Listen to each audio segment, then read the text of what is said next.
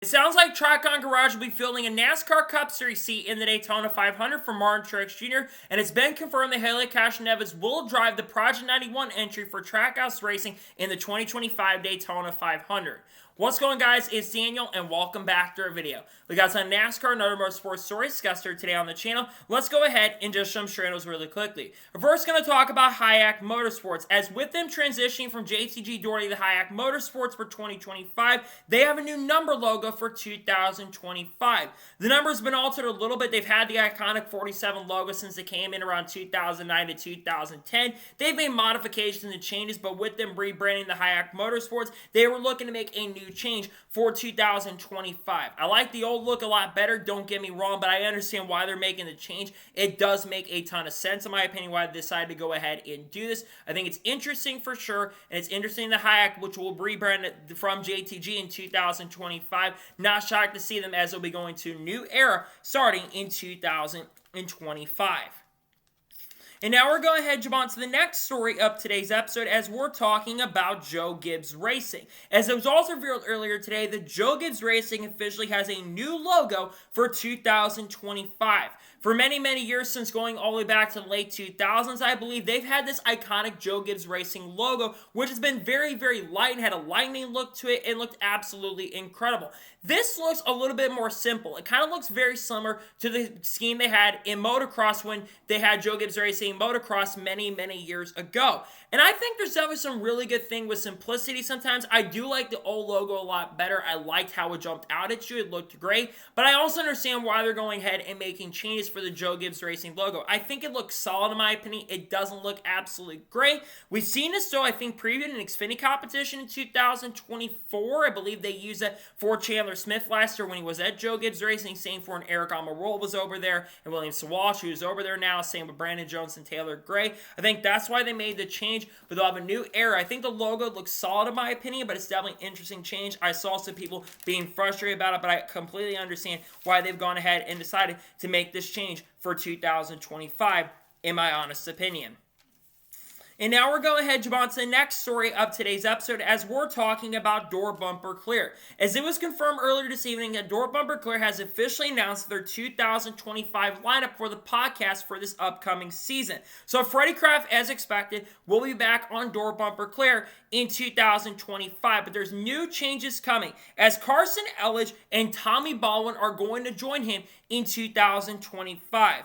This also confirms TJ Majors will no longer be part of Door Bumper Clear in 2025. We already knew that Brett Griffin was no longer going to be there, so that wasn't a major shock and surprise, but I am a little surprised to see that TJ Majors, who's been with Door Bumper Clear, I think, pretty much since the beginning, it's a surprise to see him going, because I think TJ Majors was one of my favorite parts of Door Bumper Clear. He brought a lot of insight to the table and honestly did an incredible job on the podcast for the last 2 years, so it's definitely a little bit of a surprise to see him gone.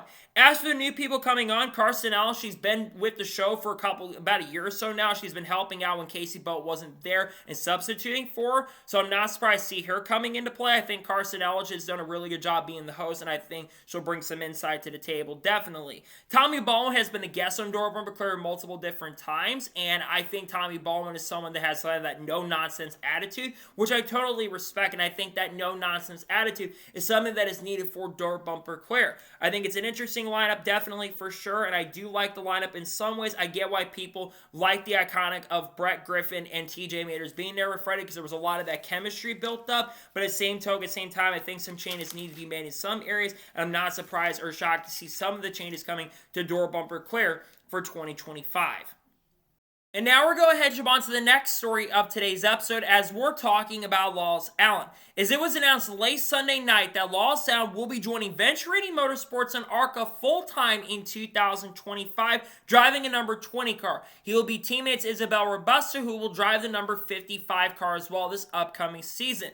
This for me comes as a little bit of a shock. From what I had heard a couple months ago, there was a lot of talk and speculation that AM Racing was expected to expand to 2 cars for 2025 and Xfinity Xfinity Series competition, and there was talk of him going to that second car, but because I think of their struggles in Xfinity competition with Haley Dean getting let go early, plus the 15 car not really having pace and speed when she left, that's one of the reasons why he did not end up going there. I gotta say, when you look at career choices, do you want to become a potential Toyota development driver or go to a team that's struggling? I would definitely take the option to go into Venturini Motorsports. Now, I'll be honest about Loss Allen here. I think Loss is an okay driver at best. I was not very inspired with what he did in trucks, so he did improve with the Raymond Brothers organization in 2024. To be fair, in the ARCA races with that team, he actually ran quite well. I think Loss will have some decent stats. I think the ARCA field definitely is a lot weaker outside of Brendan Butterbean Queen and Max Reeves, who's coming in, though we don't really know how he's going to do. And Isabel Robusto, I think the competition for ARCA isn't that strong this year, so Loss needs to be up there contending for the championship. That should be the goal this year, is to contend for an ARCA championship and win a ton of races. And if he can do that, that should be the ultimate goal right there.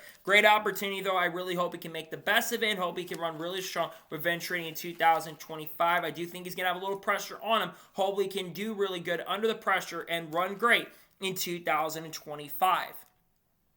And now we're going ahead, jump on to the next story of today's episode, as we're talking about Fortnite. As it was reported by an insider account named Sam Games, I believe, that Fortnite is expected to have a collaboration with NASCAR in 2025. Now, I had heard that this was something that had been going on, I think, in 2024, that NASCAR and Fortnite were going to have some sort of collaboration, especially with Rocket League working really close with NASCAR, which Rocket League also has really worked very well closely with Fortnite in the last year or so, especially with the new creator stuff they've been bringing in. It is the most shocking and surprising thing, but it's absolutely huge that NASCAR is going to work with Fortnite in some way. It'd be really cool to have like some Fortnite skins, like a Chase Elliott skin, a Bubba Wallace skin, a Kyle Larson skin, a Kyle Busch skin. I think that'd be really, really cool. And young fans, especially younger kids, which is something that NASCAR is trying to target, is a younger demographic of fans. You can attract the younger demographic fans by trying to get them in, because you think about video games. Video games is a lot of reason why a lot of younger fans, especially nowadays, get into NASCAR. And we haven't really had a new NASCAR video game, even though we're going to have one later this year in 2025. But I think having a collaboration with Fortnite is absolutely huge. I think it's a huge win for the sport, in my opinion, and I cannot wait to see what's going to happen with the collaboration as more details come out. Looking forward to this new collab in 2025. And now we're going ahead, jump on to the next story of today's episode, as we're talking about the Chili Bowl. As it was revealed earlier this afternoon, the preliminary nights for all the drivers that will be competing in the Chili Bowl in 2025. And here are some of the notable names that are from the NASCAR and ARCA world that will be competing in this. On Monday, Kyle Larson and Brent Cruz will be competing on the Monday preliminary event. On Tuesday, Ty Gibbs is the only notable big NASCAR driver who will be part of it. Wednesday, J.J. Yeley, Catherine Lake, Taylor Reimer, and Corey Day will be racing on Wednesday. Thursday, Josh Relicki and Christopher Bell will race. And then on Friday, Santino Ferrucci, Kyle Busch, and Ricky Stenhouse Jr. will be racing to try to make it to the A main. A lot of these drivers that are racing in this year's Chili Bowl that I just mentioned, I think all have an outside chance and opportunity to win. I look at Kyle Larson and Christopher Bell probably being the two favorites right now to win the Chili Bowl this year, but I could definitely see Kyle Busch running extremely strong. I think that you may see some other people like Corey Day run well. I think he's got a really good chance of getting his first A main. I don't think Corey Day has ever made it to the A main before, but I think all around you have a very strong core lineup this year with the Chili Bowl, and one of the most intriguing Chili Bowls we have seen in a very, very long time. And I'm so excited about this year, especially with how great the Tulsa shootout was between Kyle Larson and Christopher Bell this past weekend. I think we're in for such an exciting event, and it's going to be pretty cool to see all these names competing. I'm so excited and looking forward to the Chili Bowl in 2025. Glad to see we finally know what the entrants and the big names from the NASCAR and ARCA world are going to be racing in this year's Chili Bowl. And now we're going ahead, jump on to the next story of today's episode, as we're talking about Henderson Motorsports. As it was confirmed, I believe, by Heather Williams earlier today, the Henderson Motorsports will be returning to the NASCAR Craftsman Truck Series in 2025 for around 10 races this upcoming year. The question is, who is going to be the driver? Well, it is expected that Parker Kligerman, who will not be running full-time in any NASCAR competition in 2025, will run for the team for around 10 races this upcoming season. I've been kind of expecting this, to be honest. Parker Kligerman did not race for Henderson Motorsports at all in 2024, as at the time he was fully focused on trying to make the NASCAR Xfinity Series Plus, which he inevitably ended up doing, and had a chance and opportunity to get to the round of 8. Remember, it was announced a couple months ago, I believe back in October or September, that he'd be retired from full-time racing. But Parker never said, and this is something that needs to be cleared up, Parker never said that he was planning to retire altogether from racing. He just didn't want to race full-time anymore, which I completely respect that. But where a lot of the success for Parker came in, especially in the second half of his career, came at Henderson Motorsports. His win in Mid-Ohio in 2022 propelled him to the opportunity to drive for Big Machine Racing. And I think him going back to the team that brought him a lot of success, I think that is absolutely huge. This is no offense to Stephen Parsons. I think Stephen had some decent runs, but he never really set the world on fire in 2024 with Henderson. I think bringing the driver back who kind of brought a lot of success and have Chris Carrier working with him again, I think is what needed to happen. So I think they're making the right decision here. I think it's really good to see this overall, and nonetheless, really happy and glad to see that Parker Kligerman is going to be back with Henderson in 2025, at least on a part-time basis. I believe they're going to run Daytona, and they're going to run some other races also in 2025. Really excited about this overall. See Parker back in the Truck Series in 2025 with Henderson Motorsports this year. And now we're going to head on to the next story of today's episode, as we're talking about 2311 Racing. Now, the Bubba Walls channel account on Twitter that does a lot of following around Bubba Walls put out a tweet that I kind of talked about on the channel this past week. But there's been some interesting sponsor changes that are going to be happening at 2311 Racing in 2025. The one major sponsor no longer associated with 2311 Racing, including according to the partner website, is Moneyline. However, a couple other companies like Churbrus Casino, I believe, Terrible's Herbs, and I believe a Shady Race are going to be joining up with 2311 in 2025. I believe that Shady Race has associated with Riley Herbst. That's a pretty big reason why they're coming in. Terribles, not shocking, surprising to see them joining. They've got major association, plus Terribles is owned by Riley Herbst's dad, I believe, was a massive reason why Riley's getting the chance and opportunity. I think the casino's also associated with Riley Herbst as well. But getting to the big one, Moneyline. Moneyline has been with 2311 Racing since 2022, and they left Team Penske after 2021, and they're leaving the team. And a big reason why I think Moneyline is leaving the organization in the first place is because of the lawsuit going on.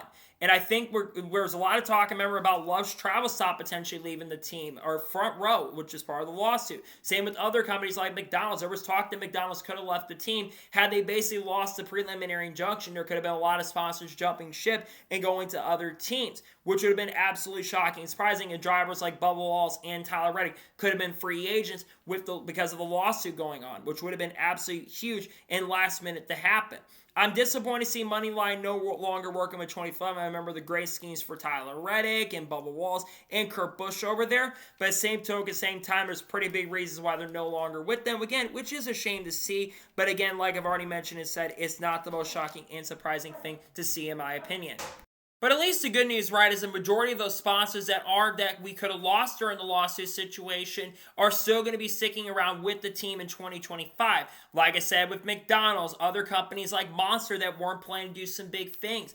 It's good to see those companies are still going to be sticking around. Sure, it's a pretty massive loss to see Moneyline go, because that was a lot of money coming into the team, but they've got a lot of sponsorship coming in. Monster's putting, of course, a ton of more work into the team this year, with Riley Herbst coming on and having 2 Monster drivers part of it. Wouldn't be surprised if some point if Bubba Walls picks up a Monster entitlement deal going forward, especially with 2 of the drivers now being there. But I think it's disappointing also, like I said, see the Moneyline is no longer working with them in 2025, but at least the majority of sponsors that work with the team are still going to be working with the team in 2025. Good to see that, but disappointed to see Moneyline no longer with 2311 in 2025. And now we're going to head on to the next story of today's episode, as we're talking about Will Buxton. As there was reported by Adam Stern earlier this evening that Will Buxton is among the people that Fox has targeted to discuss becoming part of its IndyCar broadcast team in 2025.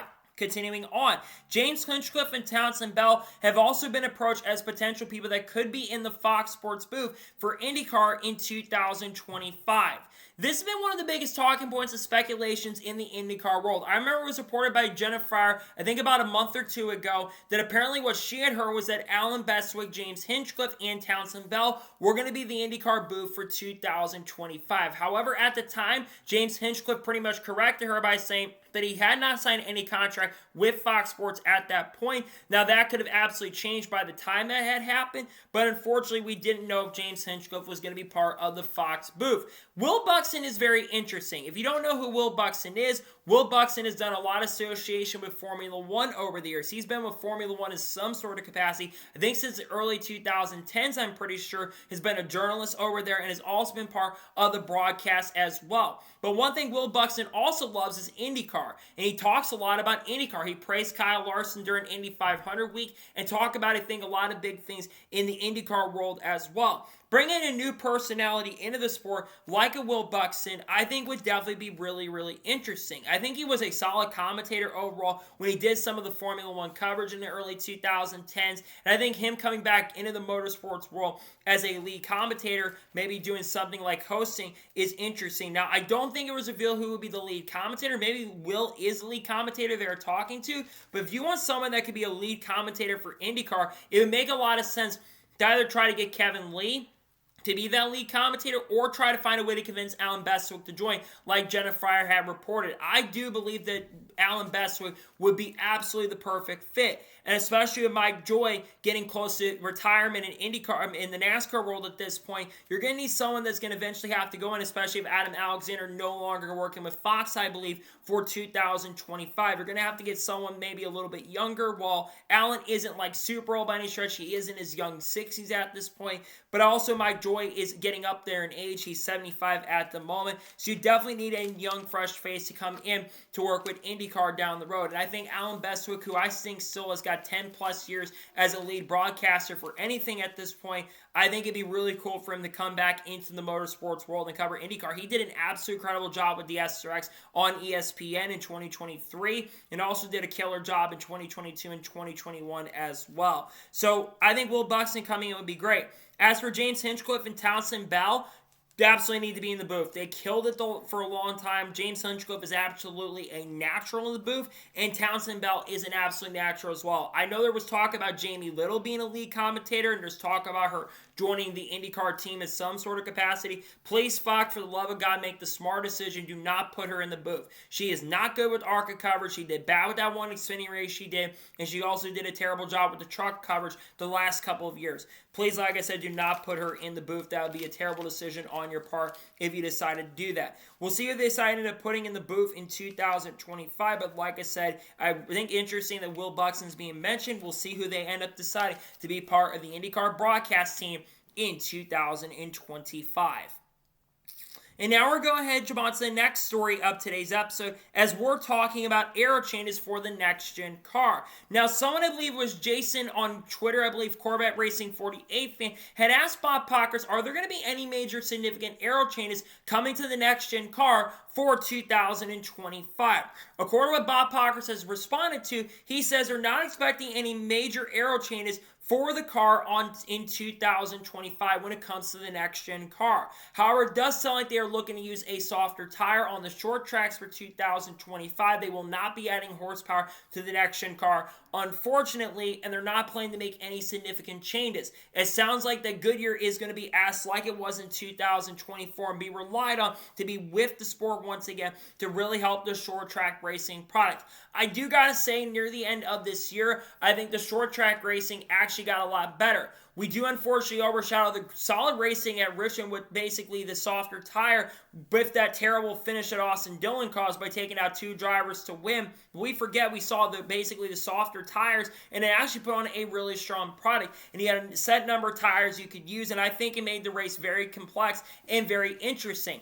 And then he obviously had Martinsville with the soft tire, and it was one of the best Martinsville races we've seen in the next-gen era. And honestly, overall, just a really good race. Unfortunately, the playoff stuff really overshadowed how great of a racing product that we truly ended up seeing. But I do think that the next-gen car has a lot of fundamental flaws that really need to be fixed. Now, NASCAR said about a month or so ago, we talked about this on the channel, they're already talking about trying to make the Gen A car. The fact they're already talking about it tells me that they know, one, that have got a lot of fundamental issues, and number two, one of the reasons they haven't made some of the changes they made is because they're trying to wait for a new manufacturer to come in, which that new manufacturer has still not come in at this point, and we're still waiting on that to happen, even though we've heard Honda's name mentioned. I think other companies like Hyundai have been mentioned as potential possible new manufacturers that can join, but they still have not announced, and at the earliest we could get a new manufacturer is 2027, because the renderings would have to be approved in September of this year for that new manufacturer to officially come in. As for the car itself, there are fundamental flaws. I think that there are things that NASCAR needs to do, and I think adding some horsepower to the car, while I don't think it's the only fix to the next-gen car that is desperately needed, you have got to get the back of that car off the ground. Basically, like the front of the car is above the ground, but the back is like down on the ground. It should be the opposite. The front of the car should be on the ground if you want better racing, and the back of the car shouldn't be on the ground because you get that aero opportunity to get a great run on somebody and make a bump. And aero cannot be a thing as short tracks for racing to be good. I've looked at old cars, right? I've watched old NASCAR races in recent months, and I've seen how good short track racing used to be in like the 90s and even the 2000s, even a few years ago as well, especially in the Gen 6 era. I think there's a lot of things that need to be fixed with this next-gen car. Again, NASCAR says it could make some tweaks to the car, but I don't trust NASCAR at this point, especially when it does come to tweaks. I really hope they do something about the next-gen car, but again, like I've already mentioned and said, I'm not really expecting any major changes, which is a shame, but at the same time, we've heard people like Kyle Larson and Chase Elliott. I think Bubba's kind of criticized it. Chris Rebell's criticized it. I think Joey Logano's criticized the next-gen car in a sense. We've seen crew chiefs like Chris Gabehart and Cliff Daniels and other crew chiefs offer suggestions to fix the car, and NASCAR seems to just not be listening to people in the industry. And I do think for the sport to be in a much better place and much better position, we need to start listening to some of those big-name people, in my honest opinion. And now we're going ahead and jump on to the next story of today's episode as we're talking about Austin Cindric. As it was shockingly announced earlier today that Austin Cindric will be running the 2025 Rolex 24 at Daytona for Multimatic in the number 64 car. He will be teammates, I believe, of Joey Hand and Mike Rockefeller, who are the two factory drivers for this car in 2025. Now, the reason Austin Cindric is getting behind the wheel of his seat is because Ben Barker, who's been the factory driver at this car for the last couple of years, he unfortunately got injured very recently and is unfortunately cannot race because of the injuries he had. First of all, I'm wishing Ben Barker a speedy recovery, hoping to get back to the racetrack really soon because Ben is a very talented driver, and I hope he gets back on the racetrack here very, very quickly. As for Austin Cindric, though, this is unexpected, but I am really excited to see, yes, it's under unfortunate circumstances, but it's really exciting to see that Austin Cindric is going to be back running the Rolex 24. This is not the first time that Austin Cindric has competed in the Rolex 24. I think he ran it back in 2021 and in 2022, and I think it was also in GTD Pro as well, but I think he's also competing in the LMP2 class as well. Has had some really good pace and speed when he has ran the Rolex 24, but has never been able to overall get the victory. Even though Austin Cindric hasn't been as strong in the next-gen era on road courses, in my opinion, Austin Cindric is actually a very, very solid road course racer, and especially with the team he's working with, I think he's going to be super, super competitive. Now, he's going to be going up against another NASCAR-oriented team, and that is Trackhouse Racing. Trackhouse, of course, is fielding a Project 91 entry with the TF Corsa team with the number 91 car. They're going to have Connor Zilic and, of course, Shane Van Gisbergen in the car, but they're also going to have Scott McLaughlin and Ben Keating behind the wheel of that seat in 2025 this year. So I think it's going to be interesting to see Multimatic versus TF Course to decide who can win the GTD Pro class, because I believe all of them are competing in GT Pro.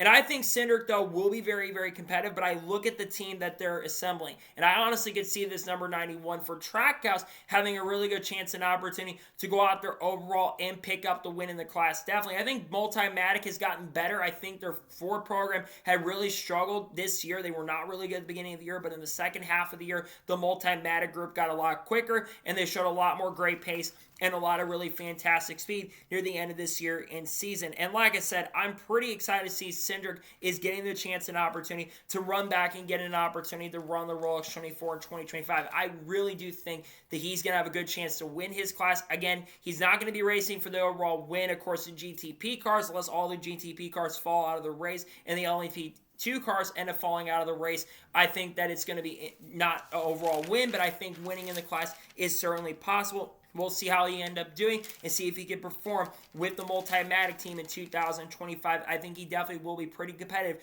with this team in 2025. And now we're going to head jump on to the next story of today's episode as we're talking about TRICON Garage once again. As it was announced earlier this morning that TRICON Garage has officially announced their all-star truck and their lineup for that truck for 2021. The number they are going to use is the number 1, which is the number they used for the All-Star truck in 2024. Jake Hampton, as expected, who was a crew chief of this number 1 truck in 2024, once again be the crew chief of the number 1 truck in 2025. Here is the lineup for the team going into this year. The 4 drivers are going to be Brandon Jones, William Sawalich, Brent Cruz, and Lois Allen. Let's take a look at the schedules for all 4 of these drivers in 2025. First, Brent Cruz is going to get the most starts with this team in 2025. His NASCAR Craftsman Truck Series debut will take place at Norfolk Speedway. Then a race at Lime Rock, then a race at Indianapolis Raceway Park, then a race at Richmond, then the second Bristol race, then race in New Hampshire, the Charlotte Roval, Martinsville, and Phoenix. For Brandon Jones, he'll drive at Homestead, Bristol 1, Rockingham, Texas, Kansas, Charlotte, and Pocono. Then for William Sawalich, he'll race at Daytona, Atlanta, Las Vegas, Nashville, and Watkins Glen. And finally, for Lois Allen, who will join the team, he'll drive at Martinsville, Michigan, Darlington, and Talladega. Let's go through all 4 drivers getting behind the wheel of this car, beginning with the ones that I'm a little bit questionable about. First one being Lois Allen. I think he's definitely the weakest link of these 4 drivers. He's getting a really great opportunity here in the 1 truck, but I expect him to be the weakest driver of this team. Though I will say, him being in a competitive truck, which he hasn't been in a competitive truck in a couple years, I do think that Lois will definitely be super have an opportunity here, but I'm not really expecting much. William Sawalich, in my opinion, is a driver that's really hyped up, and I think William is a talented driver. There is no denying that, but I'm going to be real and honest here. William Sawalich, I just am not really impressed with. I think, like I said, he does have talent, but sometimes that 18 JGR ARCA car, which is completely overpowered, by the way, I think that car can kind of take a little bit of deficiencies that some of the drivers have. Last year, William Sawalich struggled in the few Xfinity races he ran, and he really didn't do much in trucks. Got that pole, but didn't score a single top 10 in 2024. Though I will say him having another year and being a little bit older and a little more mature, I do think he's got an opportunity here to be very competitive with this team.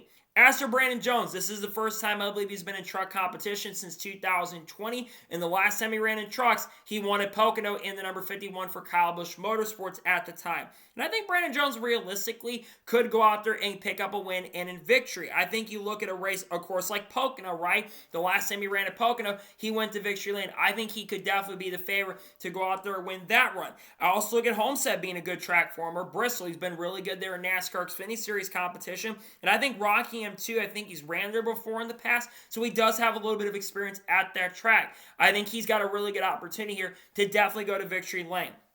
But the one that I am extremely excited for is Brent Cruz. I've been praising Brent Cruz over the course of the last couple of days. I think Brent Cruz is one of the best young talents we have seen come up to the ranks in a long time. He won a karting championship at just the age of 13, beating people like Kimi Antonelli. He is the youngest Trans Am champion in the history of the TA2 series and has been very competitive up against guys like Connor Zilic in that series and is very comparable to him. When I look at Brent Cruz this year, I look at tracks like Lime Rock and potentially the Roval being his most likely chances to win.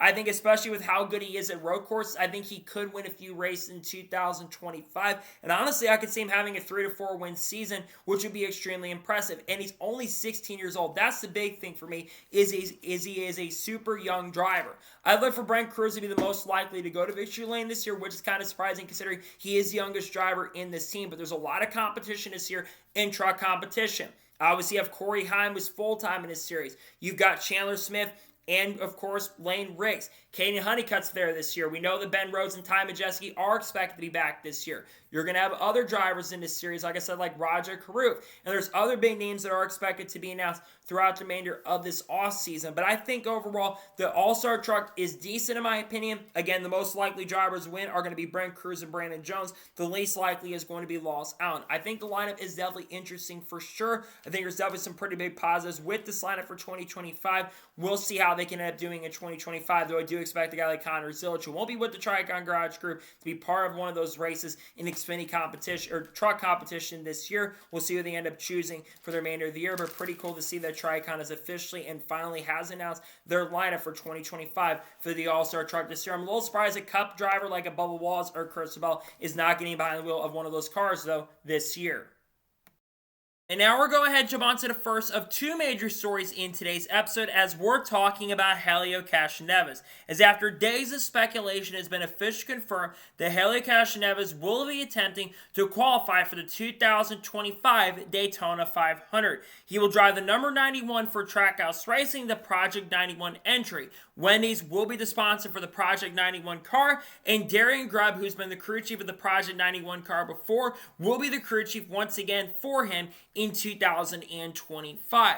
There's been a lot of talk about this on the channel. I've made multiple videos over the course of last couple days talking about this because this absolutely is a huge story. This originally came out from Bobby Parsons, who does some insider work and I believe is a British journalist in the IndyCar world, if I'm not mistaken. Then we started seeing people like Tony Donahue coming out and talking about this story as well. And then about a couple hours prior, the official announcement coming out, Jordan Bianchi from The Athletic officially confirmed that this was going to be happening. And now it's officially going to be happening in 2025.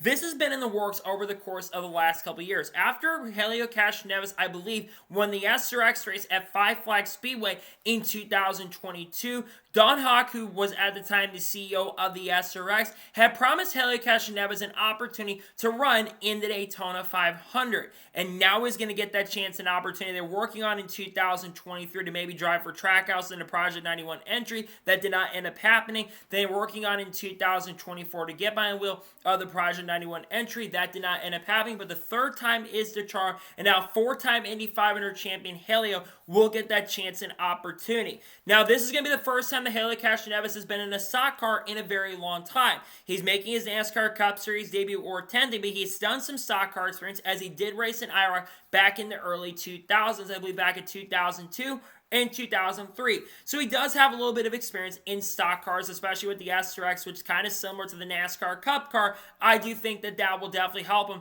from that experience there. Now, realistically, I think he does have a solid chance and opportunity, and he's going to have three really strong teammates he'll be working with. And for the first time in Trackhouse racing history, maybe in NASCAR Cup competition, you've got one team that's got four drivers from four different countries. You've got American Ross Chastain. You've, of course, got the driver from Mexico, Daniel Suarez. You've got Shane Van Gisbergen, who is from New Zealand, and you've got Helio Castroneves, who is from Brazil. But looking at the Trackhouse lineup, this is one of the most stacked lineups we have seen for the Daytona 500. Beginning with Ross Chastain, came very, very close to winning the 2024 Daytona 500, and came close to winning Daytona 500 2020 before he joined Trackhouse a couple years later after Chip Ganassi Racing got bought out by Trackhouse Racing.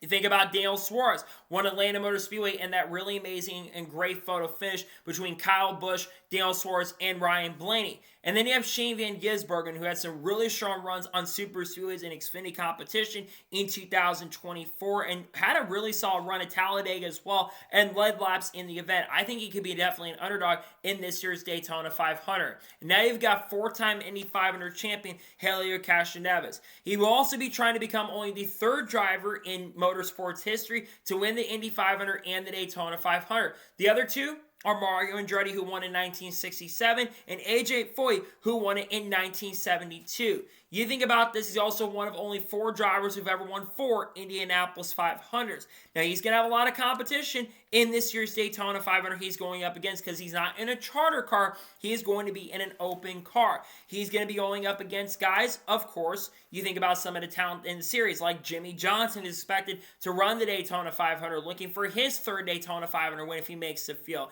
I believe J.G. Ely will be joining up with NY Racing. J.G. Ely, he ain't no slouch. We know BJ McLeod will be driving for Lift Fast Motorsports, and we also know that NY Racing, not NY Racing, but we do know there's some other teams could be showing up at this year's Daytona 500. Now, looking at some of the other notable teams that have not confirmed their plans for the Daytona 500, yeah, we'll talk about Truex here in just a short little bit. Richard Toles Racing is expected to probably field the car this year for the Daytona 500, probably for Austin Hill or Jesse Love. There's apparently one extra entry we don't know at this point that's kind of unknown that could be showing up. I'm leaning toward Front Row being that team. They could field the fourth car for Chandler Smith. There's been this weird rumor about Action Express Racing going in, so maybe they're the team that decides to join up, maybe like Corey LaJoie perhaps. I know LaJoie has stated he might be running Daytona, but it sounds like it won't be with Rickware Racing this year. And there's some other teams that still have not confirmed their plans yet, like we know Mike Wallace, of course, is running Daytona 500. Realistically, I don't see Helio Castroneves making it on pole day on Wednesday, but I think the goal will be to get to the races, and if he can have a bunch of Chevrolet teammates like a Kyle Busch, like a Kyle Larson out there to help him, or even some other people in the Chevy camp, I think that'd be huge. But I also think it's really great to see that the Project 91 car is also coming back in 2025.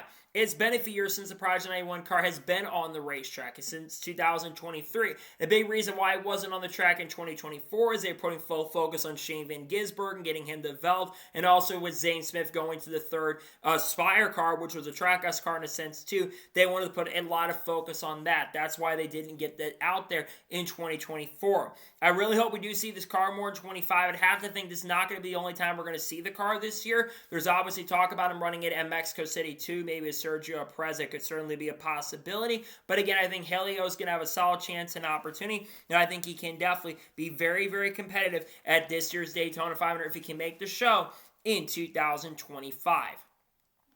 And now we're going ahead and jump on to the final major story of today's episode as we're talking about TRICON Garage. Now, we kind of talked about the story on the channel very recently as of yesterday, but it's been only a rumor going around. Now, we haven't really figured out what ride Marre Jr. is going to be running in this year's Daytona 500 until yesterday. So there was a lot of talk going around about the team he could be driving for. We do know that 2311 Racing was the original organization that Marre Jr. was going to be driving for in the Daytona 500, but then the lawsuit came up very, very recently, and that unfortunately denied Marre Jr. the chance and opportunity to join up with 2311. Even though they've gotten their preliminary injunction 1, NASCAR still has to appeal it, and they're not going to run a fourth car at 2311. And then you think about Legacy Motor Club. Legacy Motor Club was another team that had been brought up as potential possibly for Marre Jr., but that 84 car is expected to be driven by Jimmy Johnson. So now the question is, with this car being promised for Marre Jr. at Daytona, and Joe Gibbs Racing looking to prepare a car, what team can Marre Jr. drive for in 2025 at this year's Daytona 500? Enter TRICON Garage. Over the last couple days, and Bob Pockrass even kind of confirmed this as well, there has been a massive amount of speculation that TRICON Garage is going to be joining the Cup Series in 2025 as of now only for the Daytona 500 to field a car for Martin Truex Jr. Now, Joe Gibbs Racing is expected to prepare this car, and it will basically be a Joe Gibbs Racing car with TRICON Garage on it. Now, a lot of people are asking, why can they not run a fifth car Joe Gibbs Racing? That's been the rule for a long time. A car owner can only have 4 teams, even if they're chartered or unchartered. That's been the rule since the charter agreement came in 2016 there. They have gotten, there's a car limits, and they can't run a fifth car. That's why Joe Gibbs has to go to a different owner. Now, the other question a lot of you are going to be asking that don't watch the NASCAR Craftsman Truck Series, who is TRICON Garage? Well, TRICON Garage is owned by Johnny Gray and David Gilliland. And they have basically changed the name from David Gilliland Racing after 2022 when drivers like Haley Deegan and Ryan Preece are part of the program. They switched from Ford to Toyota and became the factory Toyota team after Kyle Busch Motorsports left Toyota to go to Chevrolet in 2023. In the last couple of years, they've been a competitive team with a driver named Corey Heim, who's gone on to be a massive championship threat and serious contender over there. And this is a team that I had heard was a potential possibility of making the move up the Cup down the road. Again, I could see this long-term not just being only a one-off start for the Daytona 500. I would have to think long-term TRICON Garage could be a team in the coming years that could potentially possibly expand to a full-time Cup operation down the road. I think Toyota would definitely be able to help out with that, especially with Corey Heim. Corey Heim, in my opinion, is absolutely deserving to be in the NASCAR Cup Series right now. He's performed way too good to still be in the Truck Series, but the problem is with 23-11 at the moment, they've got all their drivers under contract for a few more years. Bubba Wallace is set through 2026. I think it's the same thing for Riley Herbst, and Tyler Reddick pretty much has a lifelong contract at 23-11 currently at the moment, unless, of course, they end up losing the lawsuit. And you think about legacy. I would like to go to legacy right now, especially since they've been struggling. Plus, Eric Jones has a contract with them through 2026. Though, yes, contracts can be easily be broken, especially performance is not a really good thing over there. So the 42 could definitely be a possibility. But I think another team for Toyota would not hurt them in the long run, and get TRICON into the Cup Series would be cool on a full-time basis. But I think as of right now, the only goal they have is to run the Daytona 500. And realistically, I think that this is a team, especially if Joe Gibbs is preparing, I think they'll be very fast in the main races. The big question will be, can they qualify very well? Because if you know anything about Toyota in recent years, especially in the next-gen era, they have not qualified very, very well on pole day. It's been very rare that Toyotas are quick. The last time a Toyota won a pole at Super Speedway, I think was 2022 when Cristobal won the pole at Talladega Super Speedway that year in the fall. So I think that Toyota is going to have a very difficult time for him getting in on main day. But I think on the secondary day, when they do have the duels, I think we'll have a really good chance and opportunity to definitely get into the show. And I really think that Truex,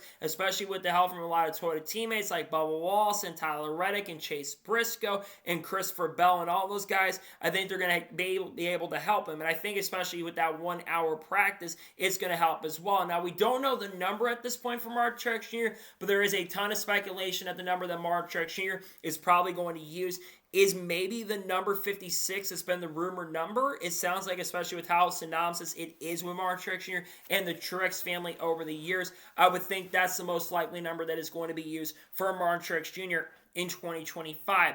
The other thing is the crew chief. We are expecting that Cole Pern is going to be coming back as the crew chief for this event.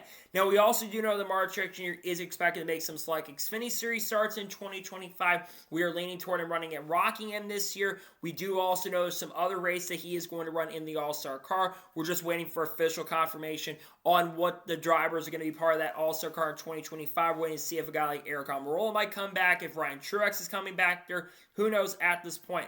But I do got to say, it's really cool to see a team like Trion Garage stepping up to the plate, and it looks like they're going to be in the Cup Series for the first time. Again, I think in the near future, but it doesn't happen in 2026, this is a team that I really do feel confident about maybe being a Cup Series team down the road and maybe getting a charters. I think a charter is going to be super important, but if charters potentially on the market for some teams in the future, I think Trion Garage being in the Cup Series is not out of the realm possibility in the coming and up years. So we'll see what happens down the road, but again, it's really cool to see that Trion Garage will be joining the Cup Series, sounds like, with Marre Truex Jr. for the Daytona 500. So, that is good for today's long NASCAR news and motorsports news episode. I want to thank you guys for watching. Please subscribe to the channel, notifications on, so if I win a video, thus go live on my channel. Follow me on Twitter, Facebook, and Instagram, and support me on Patreon as well. We'll discuss more of that and comment your thoughts below on today's episode. Do you think Trion is going to be successful in 2025 at the 500? Let me know your thoughts in the comments below. And your thoughts about Helio Castroneves finally being confirmed for the Daytona 500. Let me know your thoughts in the comments below. If there's any other major news that breaks today, we'll discuss here live on the channel. If not, there's probably going to be a Forward Motorsports team preview dropping Thursday. If there's a ton of news to talk about, we'll discuss it live on the channel Thursday. Friday is actually my birthday, so I'm not sure what content will be released on my birthday in a couple days, which I'll be turning 25 years old. And over the weekend, I will be having some other really cool content. Next weekend, we've got the Chili Bowl we'll talk about, and there's some other great content dropping. If you haven't checked out my Chili Bowl Nationals entrance, I suggest go and check that out on the channel as well if you're new. So anyways, like I said, we'll talk about people, of course, like Haley Dean, Carl Eversheim, Ingiz Bergen, Kurt Busch, Bubba Wallace, Chandler Smith, Sam Mayer, Sheldon Creed, Connor Zillis, Junior Motorsports, lawsuits, front row, you name it. We'll talk about all this stuff on the channel in the coming days and weeks. So anyways, like I said, I want to thank you guys for watching today's episode, and I'll see you guys next time for more great, awesome NASCAR content, other motorsports content on the channel like this. Take care, everybody.